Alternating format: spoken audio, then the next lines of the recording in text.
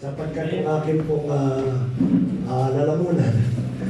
I think last a few days ago, at merong, alam niya, no? Because of the changing of the weather, kaya po, I have problem with my voice. Naging modulated po siya.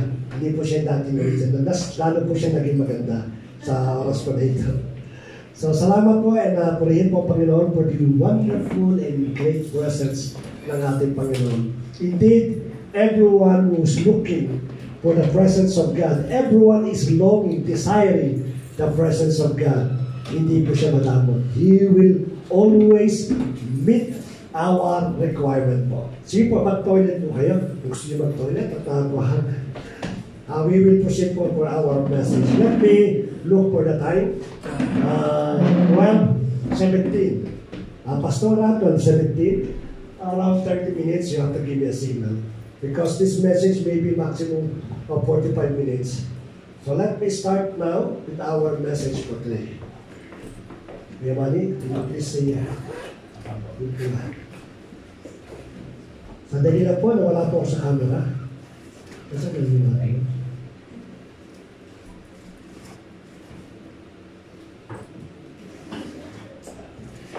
Yan.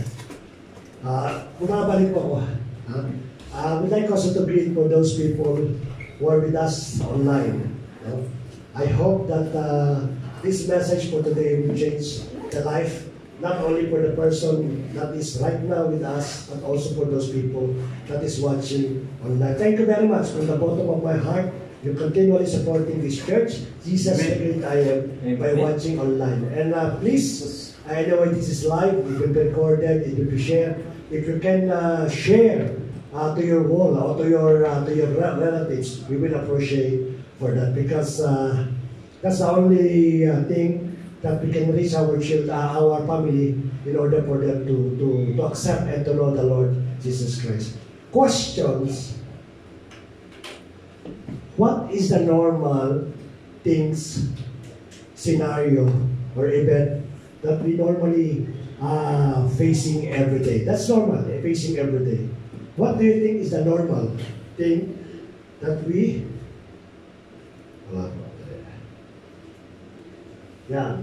Our routine, no? Every day, the routine, especially those people in Saudi Arabia. I conducted a survey, 100 persons. So according to them, the best answer, parang family feud, no? The best answer daw po that we always experience or we always face is what anyone can guess. Bigyan ko ng chocolate. Wala. Number one po is social media. Sabi ko nga ba yun? Any one of us is using social media. In fact, social media cannot be considered bad if you truly use it for the glory of our God. Now, it is wrong to conclude that the social media, it is means of our enemy in order to deceive us. In fact, na kami po everyday nagbablog mag-asawa, using the social media, which is the Facebook, in order to reach those people na hindi po nagkakaroon pagkakataon to be with us in every Friday or every Sunday sa Pilipinas. Is our, pangalawang best na po yan. That is our pinaka everyday na na-experience po ng bawat isa po sa atin. Let us use social media as a means of communicating or by means of promoting the Word of God. Pangalawa po, after the social media, what is next? Do you think that we always facing every day, regularly? Works. Kasi po tayo mga OFW. We always works at lagi po natin sa isip yun. Where in fact, we almost occupied by most of our time by our works. Bigyan na pong ganyan eh. No, talaga pong from morning until evening, continue working because meron po siya hinahabol. Sino po yung mga? Yung continuous working even in the evening. So yan po ang isang po. No? Pangalawa po is yung ating pong shopping. Kasi alam mo na, Alam po natin yan. Every time that tapos na po yung petsa de peligro, darating na yung petsa de bonus, yan. Ang nasa isip ka agad yan, ano kaya ang sale ngayon? What shop? Now it is on sale, and how many discount that we can afford or we can get from that shop. Kasama po yan. Pangalawa po, o pangalawa, tulog. May mga kapatid po tayo dito, kahit na hindi pa po tayo matutulog po. No? Ako po, one time, nagdumat sa punto ng aking pong buhay, sleep lang po hinahanap ko, contento na. Because I work hard, so meaning that I was pinagdamutan ng oras in order para mag-sleep. Tulog lang po. And lastly po, may mga watching movies. Ito yung mga listahan normally we're facing every day. But among the list, marami pa po yan among the list, may mga bagay po tayo that sometimes we don't know this list. No? But let me tell you something that you will agree with me that in every day of our life, I do believe all of us we experience these things. The list that I mentioned right now in front of you, most or some of them, it might be your not regular activities. But these things, again, you will agree with me, that is part of our life. Number one, what? Worries. Sino rito ang hindi nag-worry? Pagkatas mong kamay. Definitely, all of us will experience worries. Problems. Who else would have problem right now? Even for those who are watching us, if you don't have problem, just raise your hand or say amen, then we will congratulate you. Sapagkat malapit na po kayo mamatay. Those people, dead people, are those without any problems. Trials. We're facing trials. And you will agree with me, all of us are suffering from trials. Temptations in our life. That's part of our life. All of us, regularly, we are tempted either by small things or by big things. Pain and suffering. All of these will be the result of our pain and suffering. Why I mention these things? Because this is the part of our life. This is the part that sometimes dictate how we spend the whole day with us. Every morning when you wake up, pag ikaw po ay sa dalito, dahil pinayag ko naman ako ng Lord, kung wala po akong tissue, walang tissue dito. Yeah. Kasi po, lagi po sa mga nanonood, napakasarap po bilang umiyak sa Panginoon.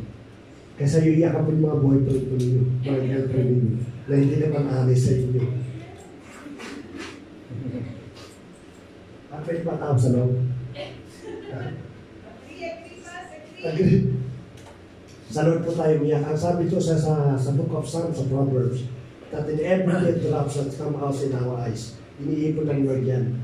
Jesus put it in a bottle so that when you go up to the heaven, God or the Lord Jesus Christ will present that kind of bottle. This is your tears.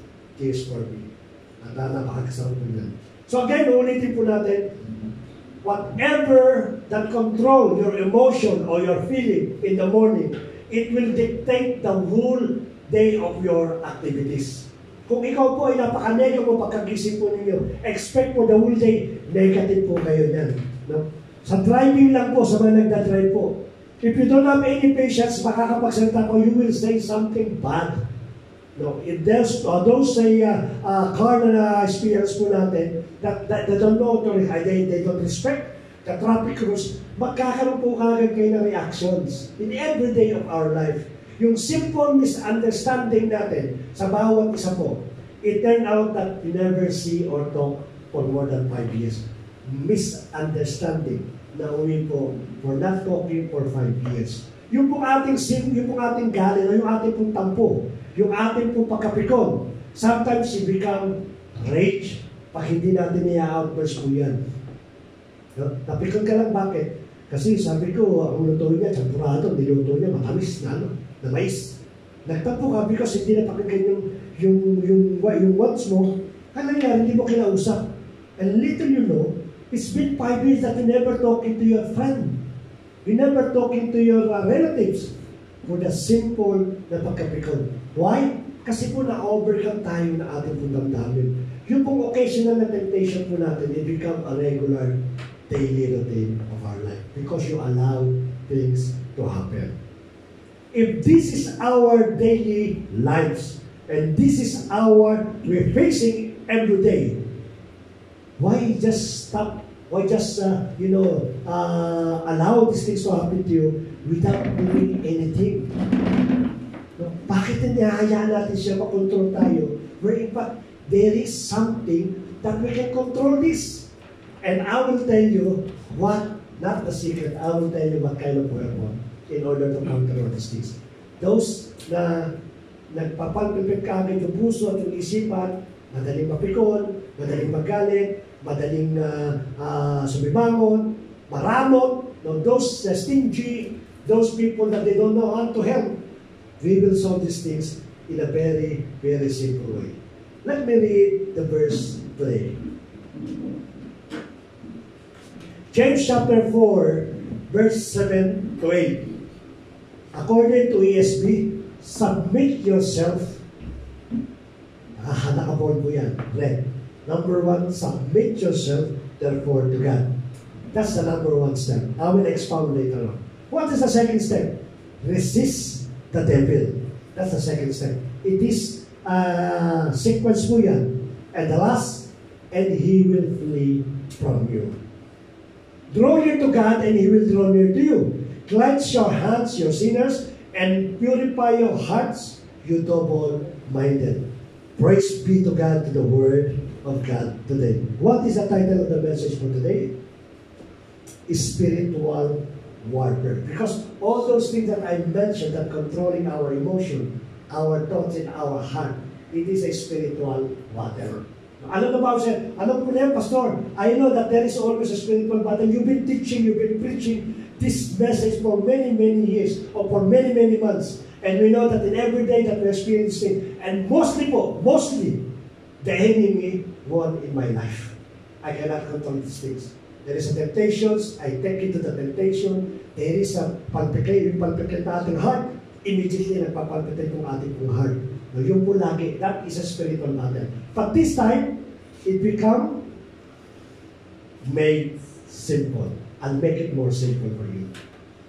Yung battle po ninyo that you've been trapped, that you've been battling for so many years, now we will make it very simple how to conquer this kind of attitude. Yun po ating pong pag-uusapan ngayon. Let me show you one picture first. Okay? Yeah.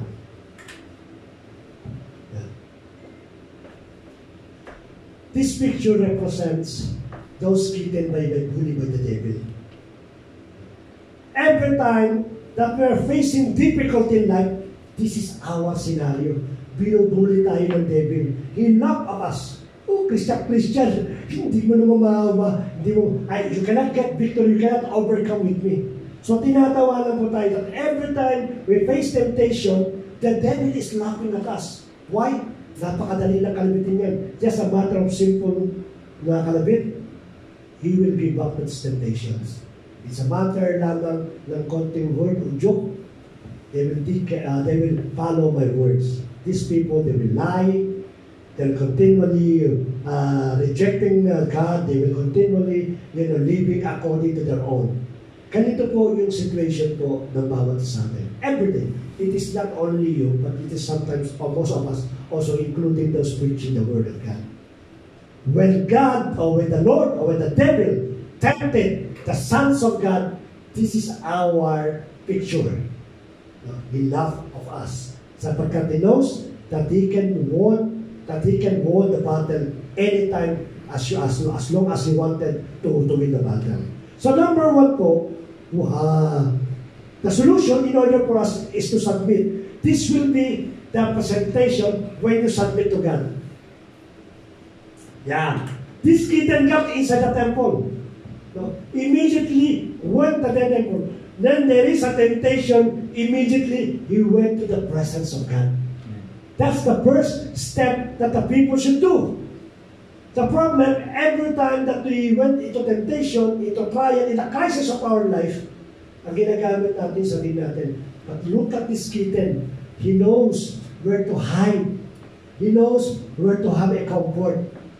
Only thing that the devil cannot tempt you is inside the house of God. Why? Because there is a presence of God. It is off limit for the devil to tempt you. Tatry pa lang po yung kaaway, he will tell you, no, my presence is here. You cannot withstand my presence. So the only thing in order for us to experience the first step, every time that you have temptation, go to your room, pray.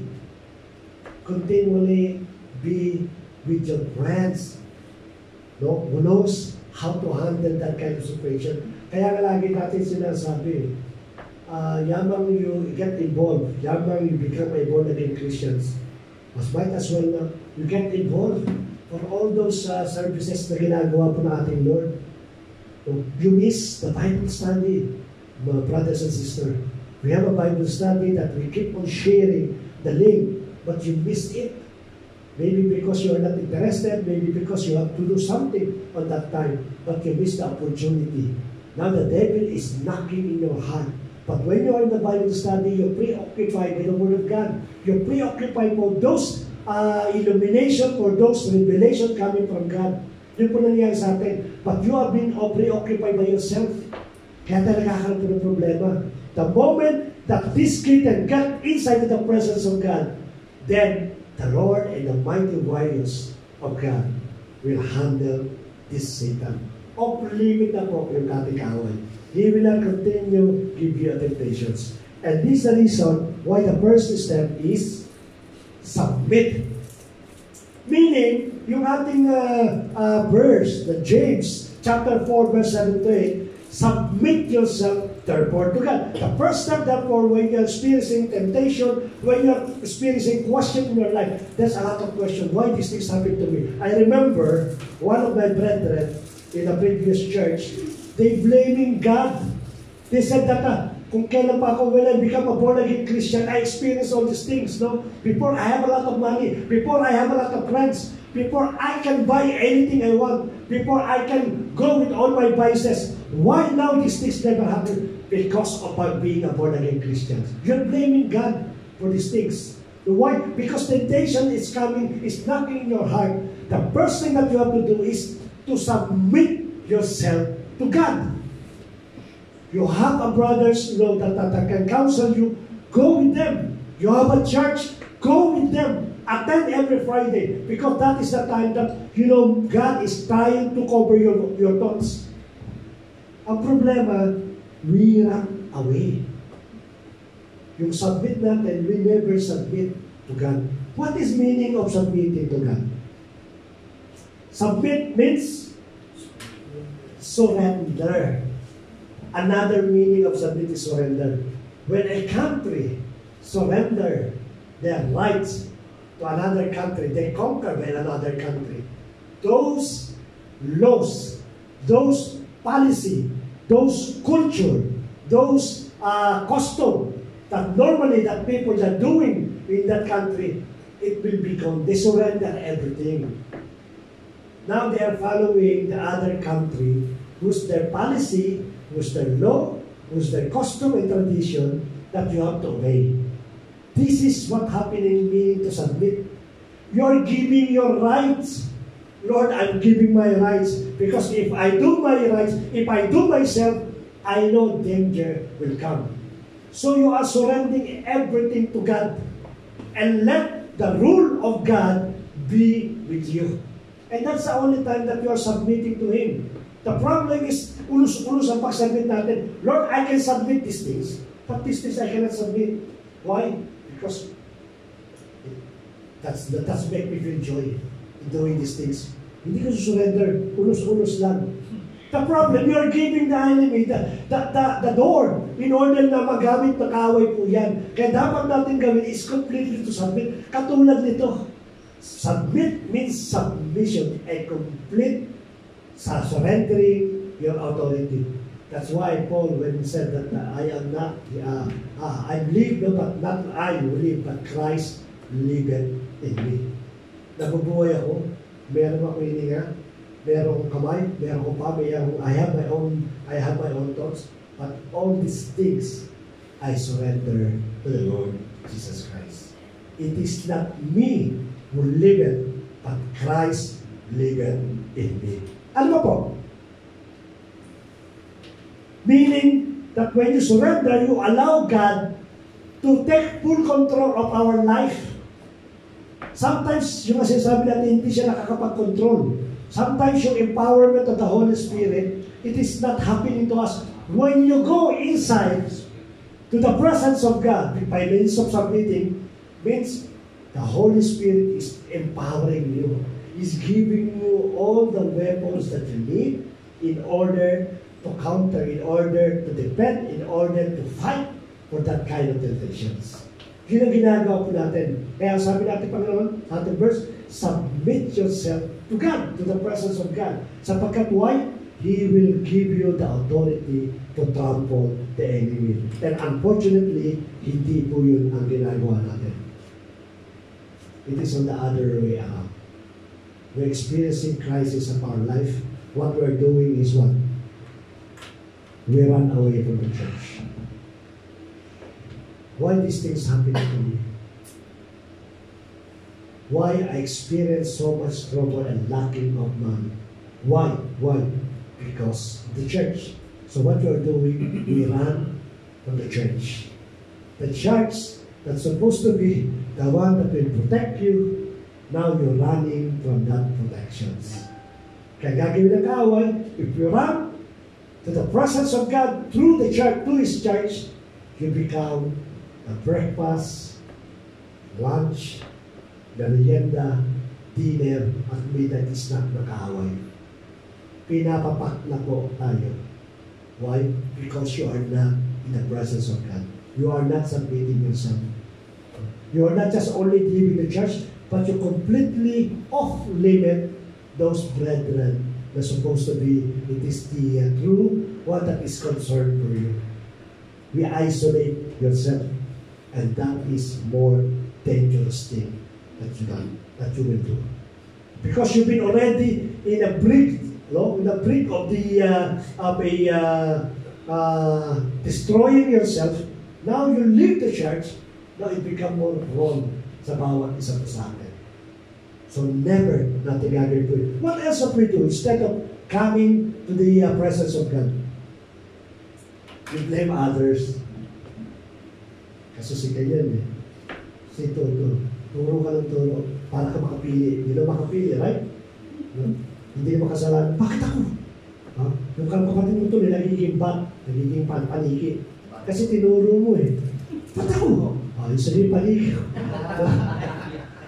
Nagiging paniki. Nakita ka siya, why me? Wala na ginagawa siya. Because you want to justify the things that you've been done wrongly, you're blaming someone. Kasi bastos eh. Bastos. Turo ka ng turo. Kaya dapat tinatapin na natin. Sabi nga niya, when you're pointing your fingers, the four fingers belong to you. Normally, you are responsible for your own mistake. Therefore, be a man or a woman to stand on your mistake. Huwag po tayo magkasasisa. But normally, kaya ginagawa po natin, why? Bakit ka naman? Because na-taste ako ng kapatid eh. So, marami po tayo katitisipan dito. Even myself sometimes napupunan sa ganitong klase temptations. But let us remember that the solution is not blaming the person, but you have to go back to the presence of the Lord. Anyway, ang Panginoon ng ating gamitin din. Sabi nga lagi, no, when there are courtship inside, not courtship, may relationship na sila eh, boyfriend and girlfriend. No, they have a relationship. Then suddenly, naging malabo yung relationship nila. Nagkaroon sila ng misunderstanding, so nagkaroon po sila ng breakup. Ang ginawa nung lalaki, hindi na siya patid. Never attended. So when we talk to him, told him, what happened? Why you are not attending anymore? Kasi heartbroken ako, pas. Yung isang member natin, na ganito babae, pinarek niya ako. I thought that we have been together, that we have the same faith, we are the same Lord that we're serving. I'm thinking that it will be a good result of our relationship. But unfortunately, nag-break, pinarek niya po ako. At nasaktan po siya. My question to him is, kung nasaktan ka ng kapatid, why you are giving pain to the Lord Jesus Christ? Why the Lord Jesus Christ should suffer for these things? Every Friday you're not meeting your girlfriend. Every Friday you're not meeting your boyfriend. You are meeting God. You are meeting the Lord Jesus Christ. Why the Lord Jesus Christ should suffer for those things na ginawa nilang dalawa? Diba? Kami po mag-asawa, alam ni Mrs. Perry, pastor ko yan. When it comes to the serving the Lord, when we meeting po kami, lagi namin sinasabi sa kanya, I open up to him. During the elders and the leaders meeting, we are not open. We will fight what is right, what is the Bible said. Masaktan ka na, even though you hurt, I don't care. Because this is the truth. Pagkati sa bahay, of course, mag-asawa kayo. But that's nothing personal. Dapat ganun ang relationship natin sa ating Panginoon. When you get hurt by someone, even your boyfriend, your girlfriend, or your boyfriend, wala pong kinalaman ng Diyos ang ating Panginoon. Why He need to suffer for those things? Kung nakakapagsalita lang ang Lord Jesus Christ, bakit ako na naman magkasasaktan? Kayo dalawa yung usap eh. Why should I suffer for your wrong relationship? You have to side, sa side track po natin yan, hindi dapat natin na-affected. And lastly po, what we're doing is that nag-isolate po tayo. Alam niyo po, napaka-danger po sa isang tao na ginagawa po niya when he make yung kanya pong escape na because of the problem na nangyayari po, nakukulong po sa mind. He isolated him or herself inside his room. Yung ginagawa po nila. That is the most dangerous thing that you will do. I know a lot of Christians that every time they get offended, they get hurt by other people, by the church. Immediately he went to his room, he locked. But that is the time the devil is working in that quiet place. Kamangyari pag labas mo niya, iba na po yung tsura. Devilish na po tsura po niya. Why? Because that is the most dangerous thing that the person will do, especially for a Christian, to isolate himself. Importante po yan na tayo po ay huwag natin i-isolate sa sarili. I always watching a animal world. When you ask someone about how the lion choose his prey, they will think, no, he will look for the weak animals or the weak among the herbs of the animal. That's not correct. Ang sabi nila, yung the animals, he will like a roaring lion looking for the weak animal that whom he may devour. But that's not correct completely. It is partially correct, but that's not correct. When the lion, no, even though he searched for the when the lion is trying to hunt for a meal, no, he will look for the herd. Yung grupo po. Yan man ay buffalo, yan man ay ibang klase animal. He will look for a group of animals. But the way looking the animals, he doesn't know who is the weak. Did you know that even a baby animal, you cannot consider weak as long as it belongs to the herd? Kasi yung herd po kasi grupo nila, that is the strongest point about animal. So what the animal will do, or the lion will do? Do you have any idea? He will create a situation in order the group of the animals confuse. Maaari magsisigaw po yan, magro-roar po yan. Then the animal, because the tendency is to run, they will scatter. And the list that the animals that will be separated, that is become the wicked target. So what to do with the devil is trying to create a situation inside the church. Eh, palibasa ikaw, pikon ka. Alip, bahala ka sa buhay mo dyan. Then, you see the opportunity that is the weakling among the groups. And then you start, destroying your life. Sabi nga sa John 10:10, the thief cometh to destroy, to kill, to destroy, and to kill,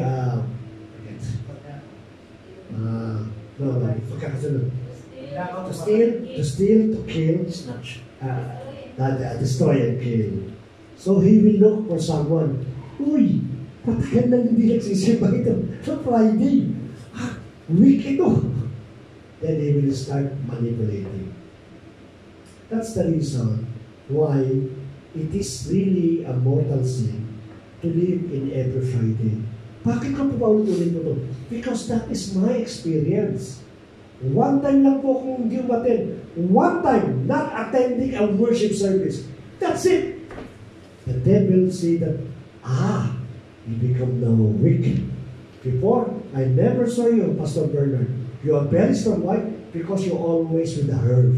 You're always with the community of the Christians. That is the reason why I cannot see you as my target. But the moment that I withdraw from them, now I become a target. See, look at these things what happened to us. This is the reason why he said, submit yourself to God. Always be at the presence of God. Bakit po? Sapagkat papakawin po tayo ng ating pong Panginoon. Why I said that you cannot live alone. No, in Genesis chapter 2, verse 18, this is about the creations ni Adam and Eve. Then the Lord God said, it is not good that the man should be alone. I will make him a helper fit for him. They are thinking that the creations of Eve is to become a couple, a wife. But that's not the idea of God. That's not fully the complete insight ng ating po Panginoon when God created a woman. What is the purpose of a woman? Again, this is not only to become a wife for your husband. No. Why he created a woman? Because being alone is not simply being unmarried. Being alone is living in your own world. A world where everything centers around you. Where the only person you love is yourself. A world where you can only sacrifice for yourself. They know that one day, Adam will think, only for myself. I don't care for anyone. It is only by myself. Me. And that is the reason why God created a partner. In order for you to remind, no, it is not a matter of you, but it's a matter of serving God, trusting God. That is the purpose of a woman. To remind a person, to remind a man, that you are not living alone, but we are living because of God. That is the purpose of a woman. Why? Because God saw that it's very, very dangerous for a person to be alone. Kaya po ang moral lesson po natin, never run away from the church. Because that's the only thing that the devil cannot be your target, cannot be consider you as a target. Dapat po lagi tayo nakadepende sa ating pong Panginoon. Never also depend your power on money. Di si money. Kuya money bang Clapperlos. People now are depending on their money. Kung sino mayaman, siya may authority. That's wrong. No, money is not all about authority. Ipinagkaloob po natin ng Lord para gamitin po for our own living a beautiful life. Never also consult yourself to the one who doesn't know the Word of God. Why? The moment that napansin mo pa si Pastora, masyadong papalas yung dila. Sabihin, ay, kilala ko ng araw yan. Saan bahay talaga yan? Nagkatulad na po tayo. Sabi ko na, tama yun si Pastora eh. Umala pa rin na ibang tao. Si Pastora niya, kilala ko din yan. Kasi walang pagkakilala. Nagpatong-patong na. Again, suddenly, you become hateful. Pag nakita mo si Pastora, hindi pa tingnan. Bakit? Kasi mayroon ka ng rage. Rage that comes from where? For consulting to other person. Na supposed to be, yung ating pastor na tumutulong, ay kuya, napapayaro niya pa. Pinahiram ako ng pera lagi niya. Natutulungan ka, they give you help. They assist you in anything. No, even, they even sacrifice yung kanyang time just only to meet what is your requirement or what is your demand. No? Completely denying the self ni Pastora. Hindi mo nakita yun. Anong nakita mo? Yung sinabi ng kapitbahay mo na Indiano. I know her. Kawin niya nalalalag. Maniwala ka kami. Never consult. No, you have a brethren. I want to think about these things. Kaya po tayo po napamainit. Kaya tayo. We should be very careful to release our tongue to release the word. We should wait everybody. Upang sa ganun. Or sometimes, pagka tayo nagagalit, instead going to the church, we use the social media. Yung ating rant, yung ating galit, pato dito, supportan ko, supporting verse, gagamitin yung word na hypocrisy. No? Pero yung word na hypocrisy, ginamit ito for those Pharisees, because they are hypocrisy, they are hypocrite. No? Kinuha yung word na hypocrisy, indinikit ko sa kanya, hypocrisy kasi yan. Ginagamit natin yung ating social media. The problem is, the misunderstanding is between you and that person, marami po nakabasa. Talibasa, ikaw ay mapagbigay ng pera, marami po yan. No? It is proven.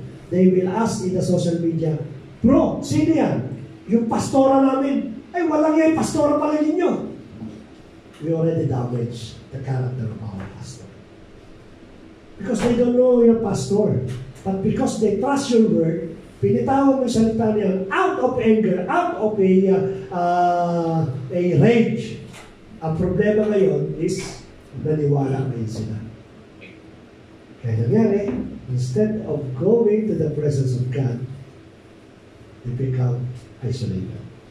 And now you're putting yourself more danger. Then, those people that knows how to deal yung everyday situations, they went straight to the presence of God. What will happen for them? Ito ngayon yung resist, the second stage. After I went to the presence of God, either by the church, or either by the prayer room, either by the Bible study, the next time, lalabas po ako. Sapagkat the devil, let us remember, no? Even though you are coming to the presence of God, the devil still waiting for you. He will continue tempted, he will continue manipulate you, he will continue convince you na dapat ang gawin mo ito. Pero ikaw, when you go out to the presence of God, you resist the devil. What will happen? Ito na yan. The kitten will become, oops, how come that kitten outside is lion? Now, you're walking now with a pride. Because you're coming from the presence of the Lord Jesus Christ. God is giving you a complete weapon, the full armor of God. You came out with the glory of God. When Moses came out from the glory of God, who is this person that the aura is super, super bright? That will be your presence. You are walking down like a lion. And the devil suddenly confused. Why this kitten become a lion? Because God make you a lion. Amen. But when you keep on walking, keep on escaping from the presence of God, you still what? Kitten. Tinakatsakan, pinipitik, pinubuli.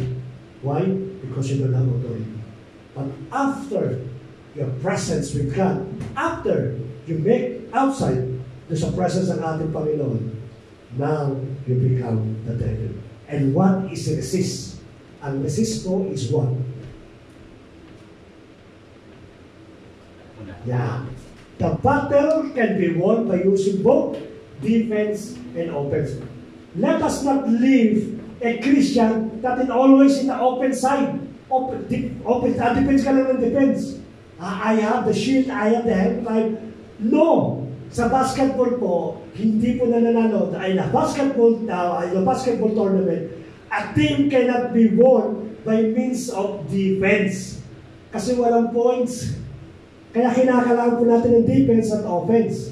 And this is the reason why when you come out from the presence of God, you finish your defense.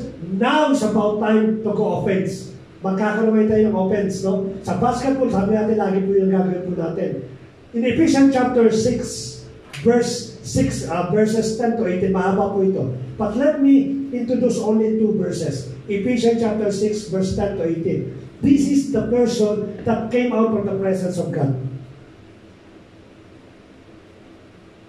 Yan. In verse 11, sabi niya, put on the whole armor of God because you are now with me.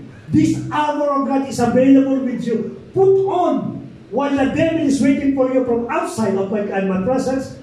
Put on your whole armor of God that may stand against the schemes of the devil. Alam niya, when you go to become a lion, you will stand with the schemes of the devil. Hindi pa tapos po yan. No? In verse 17, and take the helmet of salvation and what? The sword of the Spirit, which is the Word of God. Now is about for you to attack the devil. The moment that you came out from the presence of God, the devil is shaking. But don't stop for seeing the devil is shaking. You have the sword. Attack immediately the devil. That is to resist the devil. The problem, after seeing the devil is shaking, you stop. Enough na. Nangangatong na sa takot yan eh. No. You have to attack. This is the reason why God is giving you a sword, which is the Word of God. How come we do these things? Halimbawa po, you are very, very slothful to attend every Friday service. How can you resist the devil? Now is about time to stand. Tell to yourself, every Friday, I'll be in the church. The moment that the devil heard these things, he will be shaking. Pero problema kasi, how could do that? About church Friday? Tama na ko. Ay, okay na to. Okay, maganda feeling ko eh. The devil heard what you are saying. He is waiting for you to declare. Now, the moment that you've been hesitant, ay, madali lang ito. One pitik lang, ayos na yan. Diba? But when you stand, no, in the morning, sabi nga sa iyo, Thursday pa lang, you declare yourself, Lord, I will be tomorrow with your presence. I'll be excited to worship you. The devil is shaking. Kaya gagawin ng devil yan, he will run. But don't contented to run the devil. No, sabi doon, attack the devil. By Friday, immediately, we should attend in every Friday. That is the time that you are resisting the devil. He will keep you tempting you. But if you don't receive it, then it will be a problem for us. This is the reason why God is giving us the Word of God. This is the reason why God gave us a sword. Sword is for nothing. What will you do for the sword? You just only put it in your baywan? No. The sword is for attack. So you have to attack the enemy. Resist, not meaning that you go away from the devil, but go forward to the devil and start attacking him. That is the reason why God, He wanted us to attack ang ating pong kaaway. Sapagkat yun po mangyayari po yun. And the moment that you attack the enemy, you will find yourself that your passion, your desire, every Friday is there. Hindi po kayo mapapagod. That is the reason why God is giving us a sword. You know why God is giving us helmet and sword? In the verse. Kasi magkasama po yan eh. And take the helmet of salvation and the sword of the Spirit. Did anyone ask why these two become a partner in verse 17? You know what is the purpose of the helmet? Is to protect the thoughts and the mind of a person. Why? Because God knows the moment that you use the word or the sword of the Spirit, there is a tendency for you to become boastful. He knows that the word definitely will give you a victory in all aspects of your life. Lahat ng aspect po natin buhay. If you are trying to use the word or the sword of the Spirit, then it will slowly tear down or break down yung ating pong mga strongholds sa ating pong buhay. And if you continue doing these things, there is a chance for you to become a boastful. Tama na? When I prayed for the sicknesses, they become healed. Why? Because I prayed. No? Because God gave you the victory. When I prayed for those demon-possessed, they left. Why? Because it is me I prayed. No. My word is very powerful. when you experience a miracle, because God is giving you a witness, a divine miracle. For those cancer, it is not incurable anymore. Because of your prayer, they heal. Ang sabihin mo, because of my word. That is the reason why the sword and the helmet are go hand in hand. Because the moment that you experience all these things, you are not being protected by your helmet, immediately you are bringing back all glory sa atin po, Panginoon. That is the reason why this is the sword of spirit. And lastly po, dito po, we will give some good explanation. Ano po lastly? Flee. The devil is shaking. And then suddenly, he ran away from you. Ikaw naman, maasalama. Thank you. No. Hindi tapos pa yung battle. This is the problem of the Christian right now. The Christian, after seeing the devil is flee, they stop. Why? Because victory already won. But the biblical meaning of the flee, it is completely different. The way that we understood.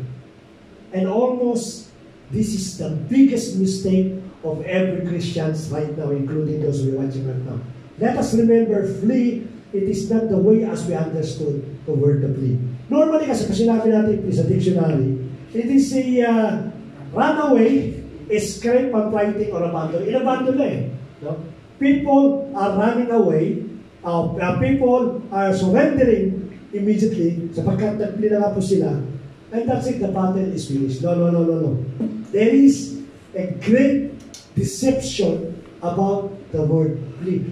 Did you know that why your weaknesses keep on coming back? Actually, nag-uusap kami nung kaya sa sasakang kanina eh. No? Yung ating stronghold, it is dormant lang po yan. Let me give you before I give you, how many minutes na?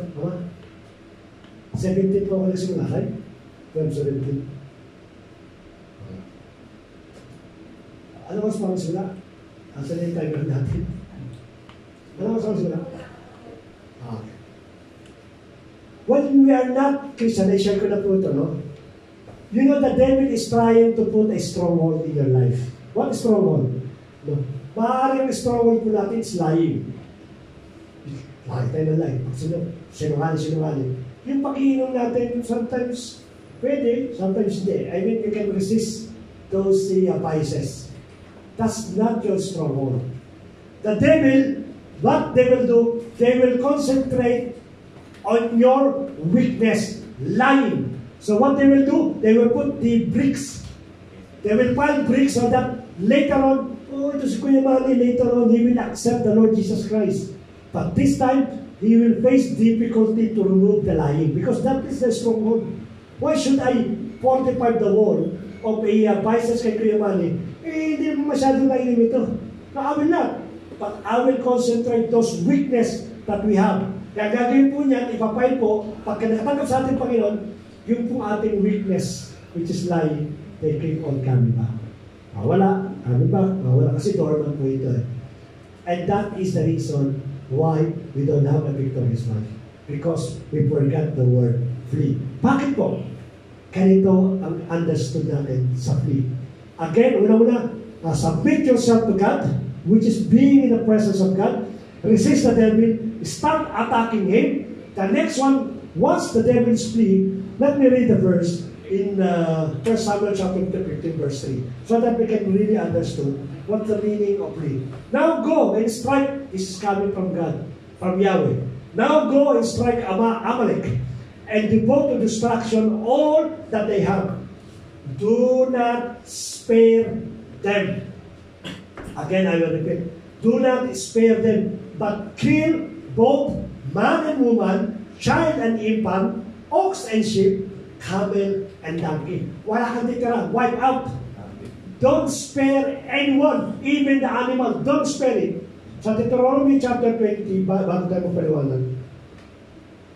Deuteronomy chapter 20, verse 16 to 17. But these the cities of these peoples that the Lord your God is giving you for an inheritance. You shall save alive nothing that breaths. Wala kang titira na malang ng meron pong hininga. Even the animals. but you shall devote them to complete destruction, the Hittites, the Amorites, the Canaanites, and the Perizzites, the Hivites, and the Jebusites, as the Lord your God has commanded.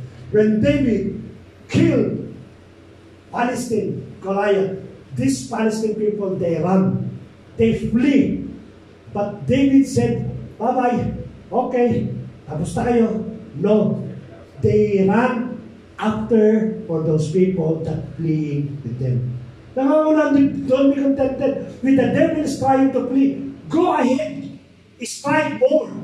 Kapag anong ginagawa po natin, hindi tayo tumitigil lamang. Let me go back again with our sample about those slot po sa pag-attend. Now you become regular attendee of Jesus the Great I Am. You resist the devil. No, he cannot tempt you anymore because you continually resisting the devil. You continually attending the fire. I'll give you again same sample. After these things, he's fleeing. Tumatakbo na po siya. But don't stop. Don't stop being a regular attendee of the church. Involved more in the ministry. That is the time that you're completely killing the enemy. Ang problema natin, regular na natin na po pa. There will be always a time that the enemy will come back. So you don't allow them to come back like what David did. The Palestine run. No, David said, stop, okay na, natakbo na sila. Because he knows one day, this Palestine will come back, magre-regroup lang po yan to become more stronger. Again, he will fight Israel. By allowing them to be regrouped, by allowing them to empower. You have the opportunity to completely wipe up them. This is the reason why David said, no, those escaping people, and even those Amalekites that escaping, don't contented that these people, they run. Follow them. And wherever they go to the place, kill them all. That's the instructions of our God. And that is the instructions of our God today. Fleeing the enemy will not only give us the complete victory. You have to completely follow them. As I said, if you resist the devil, you've been attended regularly, what tayo content ron. In order to completely defeat in our enemy, let us get involved in the ministry. Pastor, saan po ako pwede? Marunong po ako ng ganito. Pastor, pwede po ba akong ganito? That's the time the devil is not only being, but now you are completely destroying these things. Let us not be contented. Lagi natin nadidinig, no? Yung pong sinasabing sitting ministry. Bagamat, paulit-ulit at hindi po maganda, but that is the reality. A lot of Christians today, they are just contented being listeners. And that is the reason why the enemy keep on coming back. If you don't want the enemy to continually na mag-bother sa bawat buhay po natin, then let us be involved sa ministry. Sa Isaiah chapter 17, yan. Sabi doon, no weapon that is fashioned against you shall succeed, and you shall refute every tongue that rises against you in judgment. This is the heritage of the servant of the Lord, and their vindication from me declares the Lord. Tayo po'y victorious po. Ang challenge po natin, never be a contented to be a member of the church. Never be a contented to become a regular member, but also you can join as a prayer warrior ng ating pong Panginoon. Lastly po, sa John chapter 16 verse 3, I have said these things to you, that in me you may have peace. In the world you will have tribulation, but take heart, I have overcome the world. If the Lord Jesus Christ overcome the world, we can overcome the world. We can overcome all that is stronghold in our life. And last verse po. Don't make the simple things difficult. Life is easy when you learn to give everything to Jesus. Again, the only things for us that in our struggle, natin po ba to become simple, there are only 3 factors that we need to do. Number 1 is submit yourself to God, be in the presence of our God, at paglabas po natin, you become a lion, resist the devil, start fighting, start attacking the enemy. All the aspect of your life that is negative, start mong i-attack po yan. And lastly po, the moment that you have the victory for attacking the enemy, start completely destroying the enemy by being pursued sa ating pong Christian life. If you do these things, ang sabi nga natin, your life has become very, very simple. Let's pray. Lord, salamat muli, Panginoon, sa umagang ito, Lord. Indeed, that you are our victory, Lord. You are our refuge sa ilang, Panginoon, patuloy na inaasa yung lahat mo ng bagay. Lord, we indeed understand that we have a spiritual battle, but we know that it's very, very simple. The way you won the battle, that is the way also that we should also won the battle. You give us and teach us, Panginoon, how to submit ourselves, resist the devil, and He will flee from us, Lord God. Lord, this word, Panginoon, become a principle of our life, Lord. Every time that we experience in every day of our life, trials, temptations, persecutions, crises, remember po namin that the first thing that we have to do is to be in your presence, to be enjoying your presence, enjoying your companionship. Sapagkat because of this, O Lord, that you will give us the weapon in order, Panginoon, to resist the devil in all aspects of our life. Salamat, Panginoon, sa katotohanan. At alam namin, Lord, that you will do something more beautiful than us. That you will start changing our attitude, that you will start changing, Panginoon, our mentality, O Lord God. The battle is belong to you. What we need to do is only to obey and to follow your instructions in our life, O Lord. I hope, Panginoon, makita namin soon sa bawat kapatiran that they will start winning the battle in their lives, O Lord God. Thank you so much, Panginoon. At ako, Father God, na ang bawat sa limit natin maglema sa bawat buhay po namin. As we continue in our Christian life, Father God, katulad ng binanggit po ni Paul, that it is not me who live, but Christ liveth in me, O Lord God. Kaya mo nung yan sa bawat po sa amin, that we should live according to the calling and purpose of our Lord Jesus. Thank you so much for the victory and the rest of the day, Father God. We trust in you everything. To you we bring back the glory, the praise and adoration in Jesus' mighty name. Amen. Amen. God bless you. Thank you very much.